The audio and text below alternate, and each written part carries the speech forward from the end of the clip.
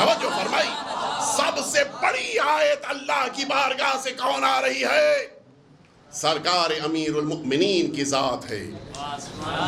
اور اب مسئلہ یہاں پر آ کے پھر رک رہا ہے، میرے پروردگار اگر سب سے بڑی آیت یہی ہیں تو پھر انہیں قیامت تک رہنا چاہیے۔ لیکن عجیب، سن 40 ہجری میں اس روئے زمین سے سرکار امیر المؤمنین رخصت ہو رہے ہیں۔ اے میرے پروردگار اب کیا ہوگا؟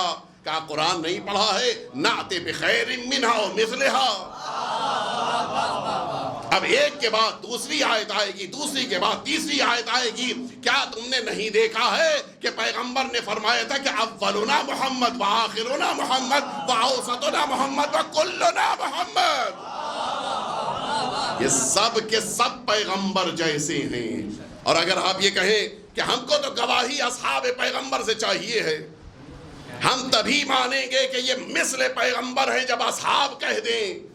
اصحاب بڑے معتبر ہیں بھائی، لیکن آئیے میں آپ کو لے کے چلوں کہ انہی اصحاب نے 25 سال بعد پیغمبر 25 سال گزرے ہیں۔ اور میں ایک جملہ کہہ دیتا ہوں، 25 سال کے معنی یہ ہے کہ جو 9 سال کے سلمہو تھے وہ اب 34 سال کے ہو گئے ہیں۔ نہیں پتا آپ متوجہ ہوئے نہیں ہوئے؟ رسول اللہ کے سب سے کم سن صحابی 9 سال کے تھے، اور بخاری شریف میں سب سے زیادہ انہی سے حدیثیں ہیں۔ بڑے بڑوں کا حافظہ اتنا اچھا نہیں تھا کہ جو ابھی وہ باہر رو رہی تھی وہی اسی کے ابو۔ ایک دفعہ مل جل کے صلوات بھیج دیں آپ حضرات۔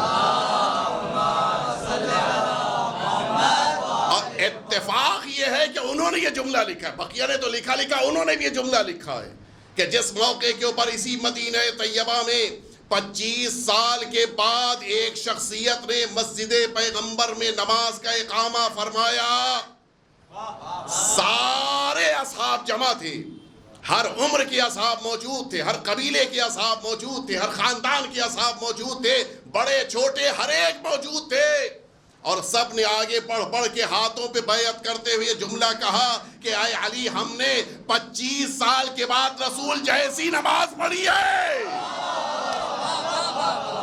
یہ مثل پیغمبر ہیں کہ جو نماز بھی پڑھتے ہیں تو پیغمبر کی جیسی نماز پڑھتے ہیں۔ کائنات میں کوئی مثل پیغمبر نہیں ہو سکتا سوائے ائمہ اطہار کے۔ اور اسی لیے اب آئیے میں اس آیت تک لے کے آ گیا۔ میں نے عرض کیا تھا کہ اللہ نے 2 طرح کی آیتیں، اب یہاں سے میں چاہوں گا پوری توجہ آپ کی رہے۔ اللہ نے 2 طرح کی آیتیں نازل فرمائیں، ایک سننے والی، دوسری دیکھنے والی۔ ایک آیت میں بڑا پریشان تھا کہ اس کو کس زمرے میں رکھا جائے۔ سورہ اعراف آیت نمبر 40 کس زمرے میں رکھا جائے آپ بتائیے ذرا۔ قرآن مجید کہہ رہا ہے کہ ان الذین کذبوا بآیاتنا واستکبروا عنہا، جنہوں نے ہماری آیتوں کا انکار کیا اور ہماری آیتوں کے سامنے اکڑنے لگے۔ نہیں سمجھ میں آیا کہ یہ کون سی آیت ہے کہ جس کے سامنے اکڑا جا رہا ہے؟ اور اس کے بعد قرآن مجید نے کہا کہ لا نفتح لہم ابواب السماء، لا تفتح لہم ابواب السماء، ان کے لیے آسمان کے دروازے نہیں کھلیں گے، یعنی ان کا رشتہ آسمان سے نہیں ہے۔ اور دوسرا ولا يدخلون الجنہ، اور وہ ہرگز جنت میں داخل نہیں ہوں گے، یہ دوسرا ان کی لیے سزا ہے۔ اور تیسری سزا کیا ہے؟ قرآن نے اس آیت کے آخر میں کہا وَكَذَلِكَ نَجْزِي الْمُجْرِمِينَ، ہم اسی طرح سے جزا دیتے ہیں ان لوگوں کو جو جرم کرتے ہیں۔ تو 3 سزائیں ہیں، ایک آسمان سے رشتہ نہیں، دوسرا جنت میں داخل نہیں ہوں گے، تیسرا مجرم ہے۔ میں نہیں سمجھ پا رہا تھا یہ کون سی آیت ہے کہ جس کا انکار کرنے پہ اللہ اتنا ناراض ہو گیا۔ یہ کون سی آیت ہے کہ جس کے سامنے اکڑنے پہ اللہ رب العزت نے اپنے غضب کا اعلان کیا ہے، لیکن جیسے ہی درمیان کا جملہ پڑھا، وہ جملہ بھی سن لیجئے، سورہ اعراف کی 40ویں آیت شریفہ ہے، شروع کہاں سے ہوئی؟ ان الذین کذبوا بآیاتنا واستکبروا عنہا لا تفتح لهم ابواب السماء ولا يدخلون الجنہ حتی یلج الجمل فی سم الخیاط. یہ تبھی ممکن ہے کہ جب سوئی کی نوک کے اندر سے کوئی جمل گزر جائے. یہاں پر لفظ جمل کا استعمال کرنا بس ذہن میں بات سمجھ بھی آ گئی کہ کسی ایسے موقع کی طرف اشارہ ہے جہاں پہ مرکز جمل ہے. اور اب جب یہ بات واضح ہو گئی تو پورا مسئلہ ہی واضح ہو گیا کہ جو اللہ کی آیت کا انکار کرے، جو اللہ کی آیت کے سامنے اکڑنے لگے اور مرکزی طور پہ جمل دکھائی دے تو 3 نقصان ہوتا ہے. اللہ سے رشتہ ٹوٹ جاتا ہے، جنت سے دور ہو جاتا ہے، مجرم بن جاتا ہے. صلوات بیت محمد و آل محمد.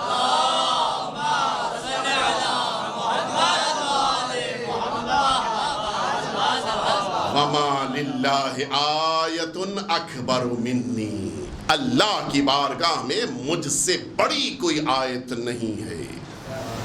اور اسی لیے ذات امیر المؤمنین کو دیکھ کر انسان ایمان اختیار کرتا ہے. آج نہ جانے کیسے کیسے نادان اور احمق افراد بیٹھ کر ممبر پہ ہاتھوں میں ڈنڈا لے کر یہ جملہ کہتے ہیں کہ پیغمبر میرے جیسے. اس احمق کو اتنا بھی نہیں پتا کہ وہ نوری مخلوق کا مقابلہ کہاں خاک والوں سے ہو سکتا ہے. اگر واقعاً مثل پیغمبر کوئی ہے تو پھر یہ اہل بیت اطہار ہیں.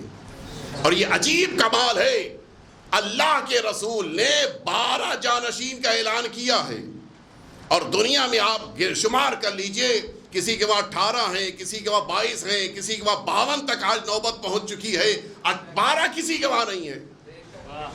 اور وہ مناظرہ موجود ہے، شاید قبلہ نے بھی دیکھا ہوگا، اسی فارسی زبان کا. وہ ایک صاحب نے، وہ ایک چینل ہے کہ جس چینل کے اوپر معمولاً علماء شیعہ بیٹھتے ہیں، جس پہ جو سوال پوچھنا ہو پوچھ لیجئے.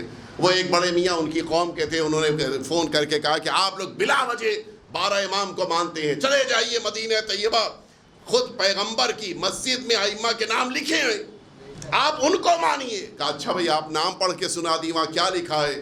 کہا وہاں کے اوپر نام لکھا. انہوں نے پہلے کا نام لکھا لیا، دوسرے کا نام، تیسرے کا نام، چوتھے پہ پھر امیر المومنین کا نام لیا، 5واں نام امام حسن کا، 6واں نام جو امام حسین کا. پھر انہوں نے 12ویں، چونکہ وہاں پہ نام لکھے ہیں، 12ویں امام تک نام گن ڈالے. شیعہ عالم نے پوچھا کہ پیغمبر نے 12 کے لیے کہا تھا. کہاں 12 کے لیے کہا تھا، 12 کو مانیے، لیکن وہ جو وہاں لکھے ہیں.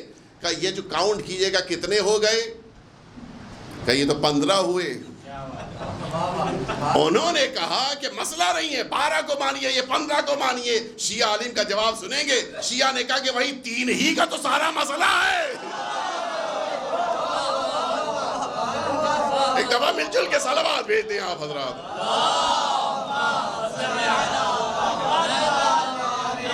یہ 12 ہیں جو مثل پیغمبر ہیں، بقیہ کوئی بھی آپ جتنوں کو دیکھیے سب نے یہ کہا ہے کہ یہ جانشین پیغمبر ہیں، یہ اللہ کے رسول کے خلیفہ ہیں، سب نے کہا ہے، لیکن کسی نے مثل پیغمبر نہیں کہا ہے.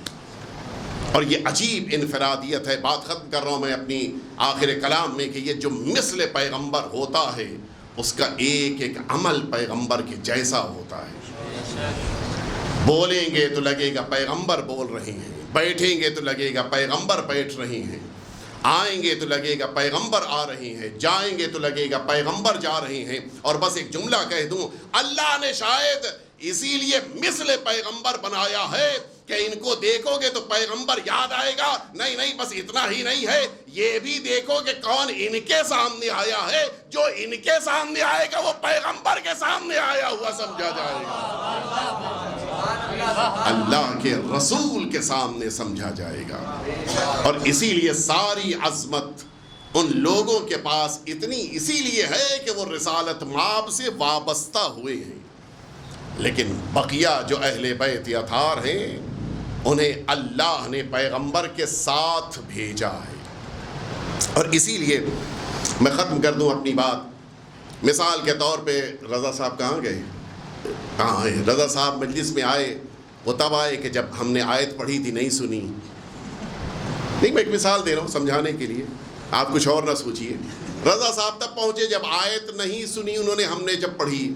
انہوں نے نہیں سنا جب برادر نے مرثیہ پڑھا گئے ہے کہ نہیں چلے گئے جنہوں نے مرثیہ پڑھا تھا وہ تھے اور نہیں سنا رضا صاحب نے. اگر وہ کسی سے پوچھے کہ یہ بتاؤ, ان سے کوئی پوچھے کہ بتاؤ مجلس کب شروع ہوئی, رضا صاحب کہیں بھائی میں کیا بتا سکتا ہوں, میں تھا ہی نہیں اس وقت. کون سی آیت پڑھی, کہ مجھے کیا پتا, میں تھا ہی نہیں اس وقت. کس نے قرآن پڑھا, نہیں بھائی میں تھا ہی نہیں اس وقت. ایسے کو ڈھونڈو کہ جو اس وقت رہا ہو کہ جب آیت پڑھی گئی تو موجود تھا, مرثیہ پڑھا گیا تو موجود تھا, خطبہ پڑھا گیا تو موجود تھا. اب اگر اسلام کا کوئی مسئلہ پوچھنا ہے تو اس سے پوچھو گے 40 سال میں اسلام لایا, یا اس سے پوچھو گے جو تب بھی موجود تھا جب پیغمبر نبی بن رہے تھے. صلوات بیت محمد.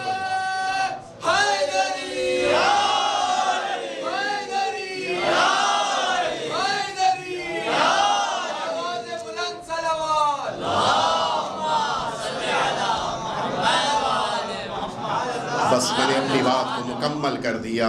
اللہ رب العزت نے اسی لیے ان آیتوں کو اس دنیا میں بھیجا. دنیا نے ان آیتوں کی قدر نہیں کیا. جس مظلومیت کے ساتھ ان آیتوں کو اس دنیا میں شہید کیا گیا, شاید وہ مظلومیت دنیا میں کہیں نہیں دکھائی دے گی. اللہ نے 2 طرح کی آیتیں بھیجیں, کچھ قرآن کا حصہ بنی, کچھ امامت کا جز قرار پائیں. جن آیتوں کو قرآن کا حصہ بنایا اس قرآن کو نیزے پہ اٹھایا گیا. جس آیت کو قرآن کا حصہ بنایا اسی قرآن کو دشمنوں نے تیر باران کے ذریعے سے پارا پارا کیا.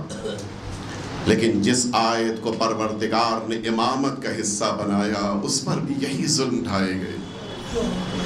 کبھی نوک نیزہ کی بلندی پہ دکھائی دیا, کبھی تیروں پہ معلق دکھائی دیا. ذرا سوچیں اس بہن کا کیا عالم ہوا ہوگا جس نے اپنے بھائی کو میدان کربلا میں اس عالم میں دیکھا ہے. آپ انصاف سے بتائیں, آپ جب کسی موقع کے اوپر کسی منظر کو دیکھتے ہیں مدتوں وہ منظر یاد رہتا ہے. زینب نے اپنے بھائی کو تیروں پہ معلق دیکھا ہے. زینب نے اپنے بھائی کو اس عالم میں دیکھا ہے کہ کوئی تیر چلا رہا تھا, کوئی نیزے چبھو رہا تھا, کوئی تلواریں چلا رہا تھا. اور زینب نے یہ بھی دیکھا ہے کہ جس کے پاس کچھ نہیں تھا وہ جھولیوں میں پتھر لیے ہوئے زہرا کے لاڈلے پہ پتھر برسا رہا تھا.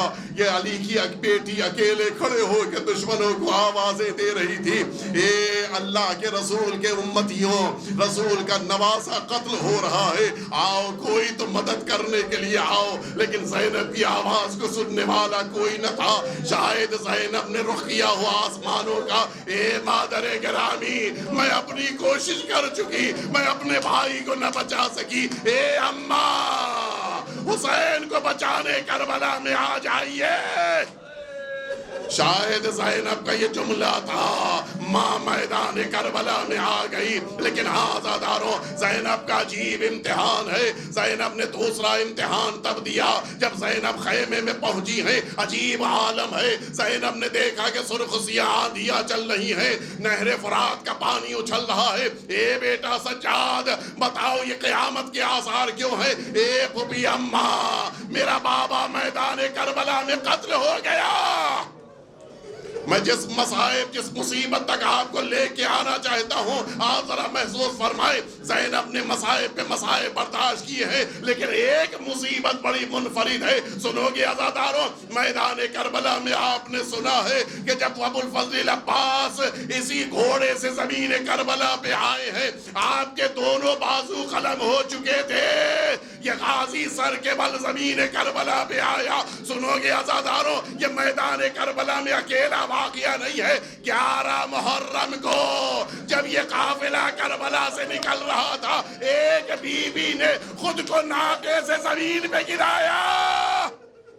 سنیں گے عزاداروں, یہ پھوپھی زینب ہے کہ کہ جو سید سجاد کی نگاہوں کے سامنے ناقے سے زمین کربلا پہ آ رہی ہے. عزاداروں جب بھی انسان بلندی سے زمین پہ آتا ہے ہمیشہ ہاتھوں کے ذریعے سے زمین پہ روک لیتا ہے. ارے وہ بی بی کیا کرے جس کے دونوں ہاتھ پسے گردن بدے ہو. زینب زمین کربلا پہ آئی, اپنے کو زمین پہ گرایا, اپنے کو گھٹنیوں کے بل آگے بڑھتے ہوئے زینب نے حسین تک پہنچایا. آئی کٹی ہوئی گردن کے اوپر اپنا رخسار رکھا, آواز دیتی ہے اے میرے پروردگار ربنا تقبل منا ھذا القربان. اے میرے پروردگار زینب سے اس قربانی کو قبول کر لے. لیکن اس کے بعد عجیب جملہ, اے بھیا تم تو کربلا میں سو رہے ہو, زینب اسیر ہو کے جا رہی ہے. زینب اسیر ہو کے جا رہی ہے.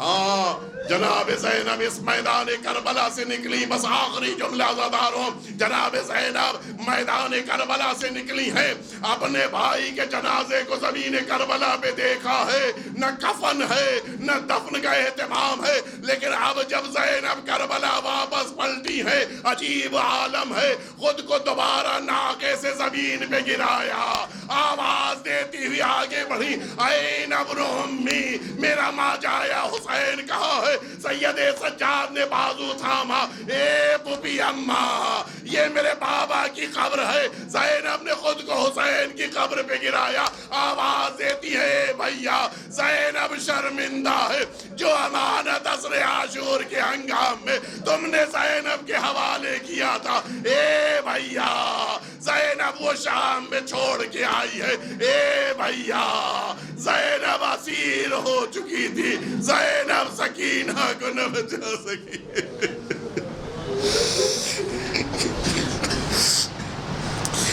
الا لعنت اللہ علی القوم الظالمین وسيعلم الذین ظلموا ای منقلب ینقلبون. الہی بحق الزہراء وابیہا وبعلہا وبنیہا والسر المستودع فیہا ان تصلی علی محمد وآل محمد.